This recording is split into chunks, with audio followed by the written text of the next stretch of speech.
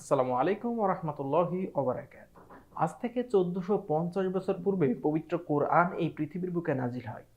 সেইখান থেকে পবিত্র কোরআনের বাণী আমার আপনার সকলের কাছে এত কম সময়ের মাঝে পৌঁছে গেল কিভাবে?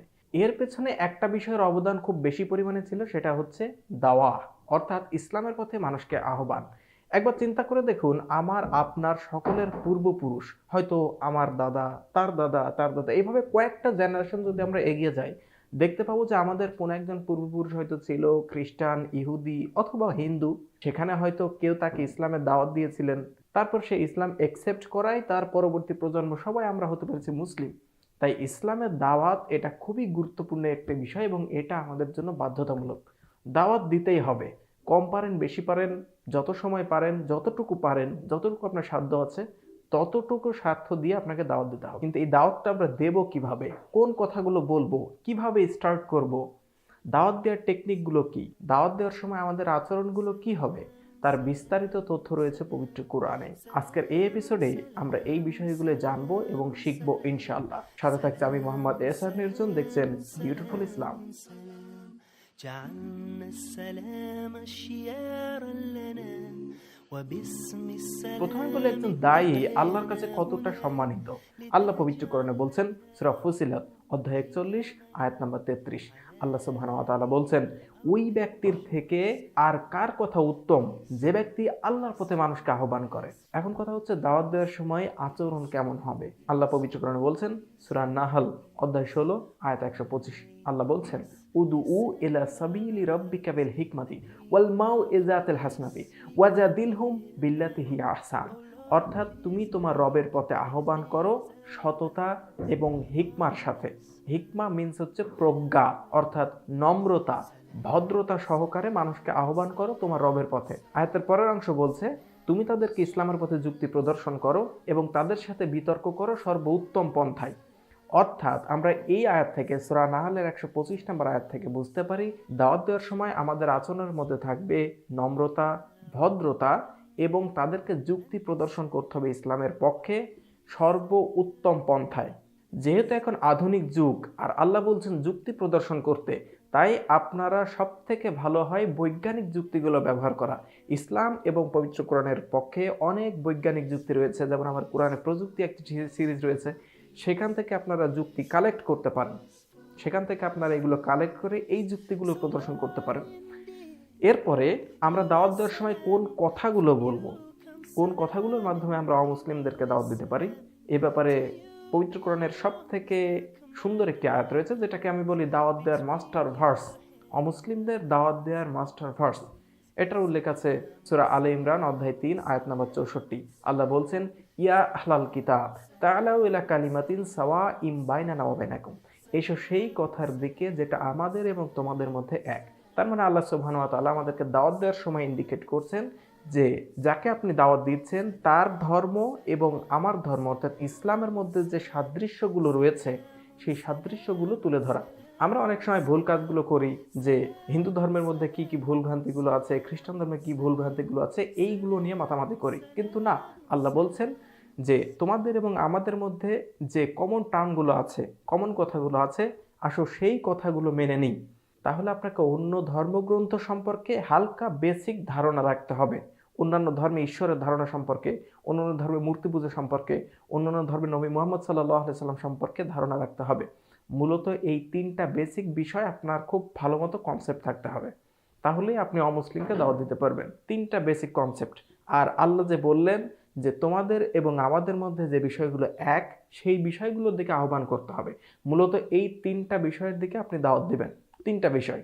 প্রথম বিষয়টা হচ্ছে আল্লাহ সুবহানাহু ওয়া তাআলা এক এবং অদ্বিতীয়। পৃথিবীর প্রত্যেকটা ধর্মগ্রন্থ বলছে আল্লাহ সুবহানাহু ওয়া তাআলা এক। পবিত্র কোরআন বলছে সূরা ইখলাস অধ্যায় 112 আয়াত নম্বর 1, কুল হু আল্লাহু আহাদ, বলো তিনি আল্লাহ যিনি এক এবং অদ্বিতীয়। ঠিক একই রকম কথা রয়েছে হিন্দু ধর্মগ্রন্থেও। যদি কোনো হিন্দু ভাই বলে যে আমি এক ঈশ্বরে বিশ্বাস করি না, আমি বহু ঈশ্বরে বিশ্বাস করি, তাহলে সে হিন্দু না, সে অন্য কিছু হতে পারে। যদিও সে অন্য কিছু হতে পারে, কিন্তু সে কখনো একজন ভালো হিন্দু না। কারণ হিন্দু ধর্মটা হচ্ছে এক ঈশ্বরবাদী একটি ধর্ম। হিন্দু ধর্মটা একটি এক ঈশ্বরবাদী ধর্ম। যদি কোনো হিন্দু বলে যে আমাদের ধর্মটা বহু ঈশ্বরবাদী, তাহলে তার হিন্দু ধর্ম সম্পর্কে সামান্য জ্ঞানও নেই। যদি হিন্দু ধর্মগ্রন্থগুলো পড়েন সেখানে দেখবেন এক ঈশ্বরের কথা বলা হয়েছে। প্রথমে যদি পড়েন ছান্দোগ্য উপনিষদ অধ্যায় 6 অনুচ্ছেদ 2 পরিচ্ছেদ 1, বলা হয়েছে একম এবং অদ্বৈতম, তিনি এক এবং অদ্বিতীয়। এরপরে যদি ব্রহ্মসূত্র দেখেন, ব্রহ্মসূত্র উল্লেখ আছে একম ব্রহ্মা দ্বিতীয়ং নাস্তি নাহি না নাস্তি কিঞ্চন। ব্রহ্মা একটি সংস্কৃত শব্দ যার অর্থ হচ্ছে স্রষ্টা। একম ব্রহ্মা অর্থাৎ স্রষ্টা মাত্র একজন। দ্বিতীয়ং নাস্তি, দ্বিতীয় কেউ নেই, নাহি না নাস্তি কিঞ্চন, কেউ নেই আর সামান্য পরিমাণও নেই। তার মানে হিন্দু ধর্মগ্রন্থ অনুযায়ী স্রষ্টা মাত্র একজন।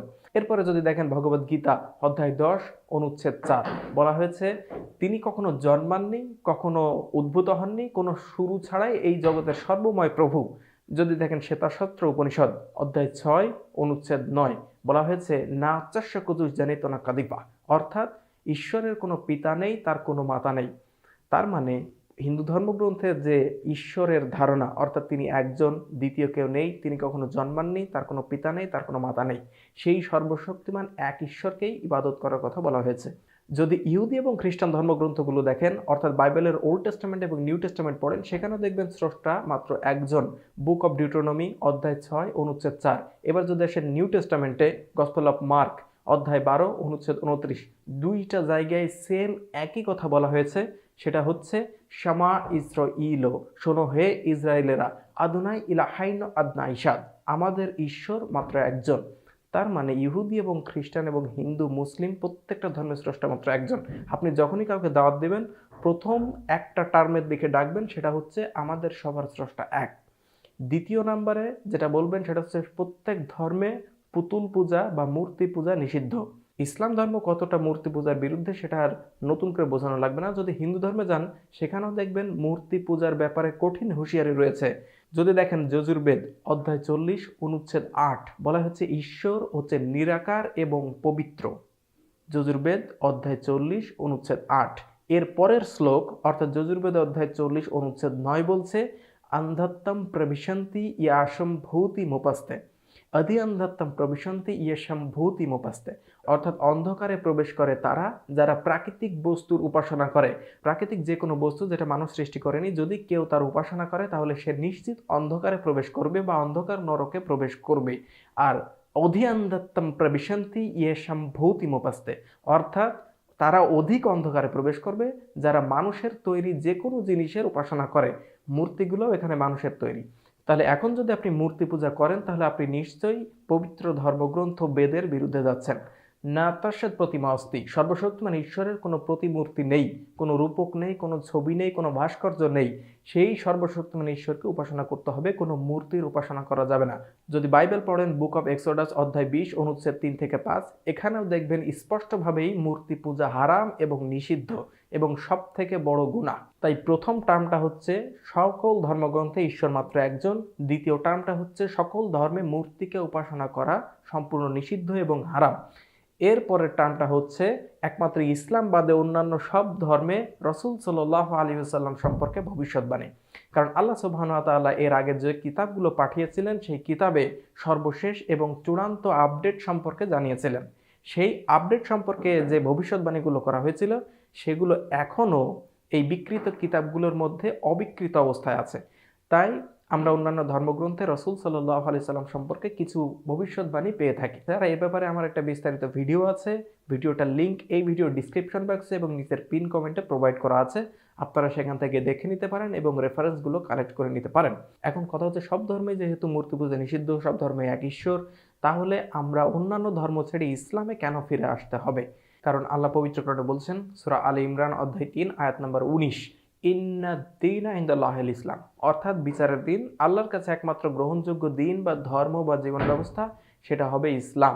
তো ইসলাম বাদে অন্য যে ধর্মই আপনি পালন করেন, আপনার পালন করাতে কেউ বিধিনিষেধ জারি করেনি। পৃথিবীতে আপনি যে ধর্ম ইচ্ছা পালন করতে পারেন, কিন্তু বিচার দিবসে শুধুমাত্র গ্রহণযোগ্য দিন একটাই হবে, সেটা হচ্ছে ইসলাম।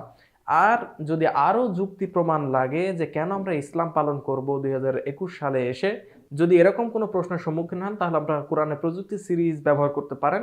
কারণ কোরআনে প্রযুক্তি সিরিজের মাধ্যমে আমি দেখিয়েছি যে কোরআনের বৈজ্ঞানিক সমস্ত তথ্য যেটা 1400 বছর আগে একমাত্র আল্লাহ সুবহানাহু ওয়া তাআলা বাদে অন্য কারোর পক্ষে দেওয়া সম্ভব ছিল না। এভাবেই যখন ধর্ম নিয়ে কথা উঠবে, অমুসলিমের কাছে দাওয়াত দেবেন, তখন বিভিন্ন যুক্তি প্রমাণ এগুলো আপনার মাথায় রাখতে হবে এবং বৈজ্ঞানিক, বিশেষ করে বৈজ্ঞানিক যুক্তি প্রমাণ। এবং আর কোরআনের প্রযুক্তি সিরিজে একটি ভিডিও আছে যেখানে গণিতের সূত্র দিয়েই কোরআনের সত্যতা প্রমাণ করেছিলাম, সেই ভিডিওটা আপনারা দেখাতে পারেন বা সেখানকার ইনফরমেশন নিয়ে আপনারা ব্যবহার করতে পারেন। তো যাই হোক, এই ছিল মূল বিষয়। তাদের আর আমাদের ভিতরকার মূল বিষয়গুলোর দিকে আহ্বান করতে হয়, আর কিছু কমন সেন্স কাজে লাগিয়ে অমুসলিমদের এই দাওয়াতি কাজগুলো করতে হয়। ইনশাল্লাহ এগুলো প্র্যাকটিস করবেন, আস্তে আস্তে আপনিও দাওয়াত দিতে শিখে যাবেন ইনশাল্লাহ। দেখা হচ্ছে পরের কোনো এপিসোডে ইনশাল্লাহ। ততক্ষণ আল্লাহ সবাইকে শান্তিতে রাখুক। আসসালামু আলাইকুম ওয়া রাহমাতুল্লাহি ওয়া বারাকাতুহু।